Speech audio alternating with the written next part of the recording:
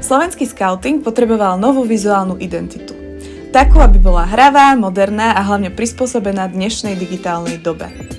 Jej cieľom bolo hlavne prilákať nových členov skautingu a zároveň dodržať dlhoročné skautské hodnoty. Proces tvorby identity pozostával z mnohých kreatívnych porád. Úzko sme spolupracovali s marketingovým tímom skautov. Prešli sme si mnohými skicami loga, variantami, testovaním farebných paliet, fontov a tak ďalej a tak ďalej. Logo doplňal aj nový claim. Ten sme chceli čo najjednoduchší a zároveň hravý, aby sa hodil k novej identite a aby sme si ho mohli ohýbať podľa potreby. Tak vznikol claim Pripravený žiť. Pomocou predplon si ho vieme zmeniť na úplne čokoľvek.